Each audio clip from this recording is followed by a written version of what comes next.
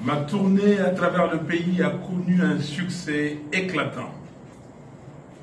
Je remercie tous mes compatriotes qui m'ont accueilli avec ferveur et amour. Tout au long de mon périple dans le pays, j'ai vu et lu dans les yeux de mes concitoyens une envie irréversible de changement.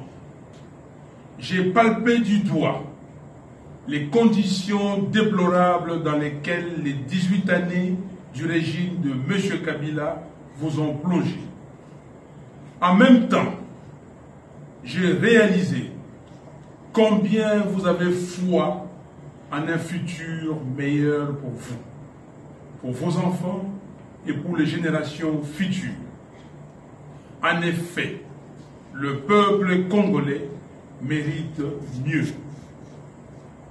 Mes chers compatriotes, pendant que le monde avance et que les autres pays africains qui ont emprunté la voie de la démocratie et du progrès refont leur retard, les Congo, notre pays, marche à contre-courant de l'histoire, pris en étau par un groupe d'individus qui se croient au-dessus des Congolais et des lois de la République.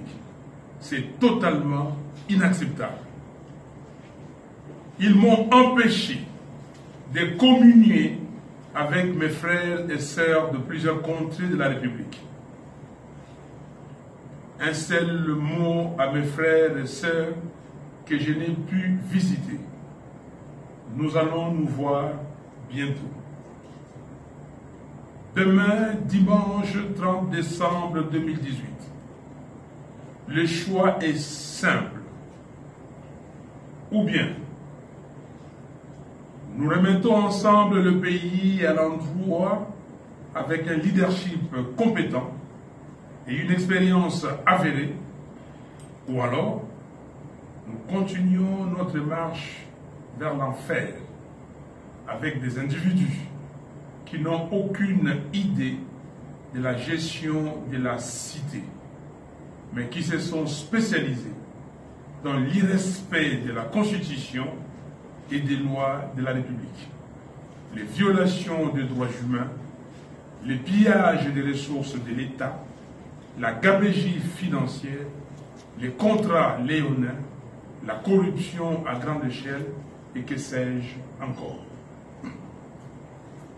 Mes chers compatriotes, vous êtes vous-même témoins des obstacles et difficultés qui ont émaillé le processus en cours avec notamment l'inféodation complète et l'instrumentalisation de la CENI par les pouvoirs en place.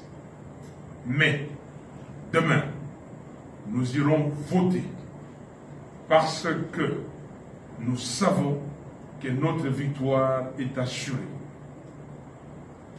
La CENI a pris l'engagement, grâce à notre persistance, que seuls les résultats du comptage manuel des voix seront comptabilisés et pris en considération et qu'il n'y aura aucune compilation électronique comme initialement préparé dans leurs calculs. Mes chers compatriotes, quand on s'engage dans un combat noble, on ne réfléchit pas, on va jusqu'au bout. C'est une question de caractère et de dignité. Nous avons donc besoin de mettre un peu plus de sérieux dans tout ce que nous faisons. Surtout, nous avons besoin des politiciens qui comprennent que leur rôle est d'être au service du peuple. Voilà pourquoi je me présente en vous, en toute modestie, comme cette personne sérieuse, sur ses engagements et prête à donner un nouveau souffle dans la vie politique congolaise. Oui, je suis fier de m'être battu pour mon peuple. Je marchais avec mon peuple. Je pleurais avec mon peuple.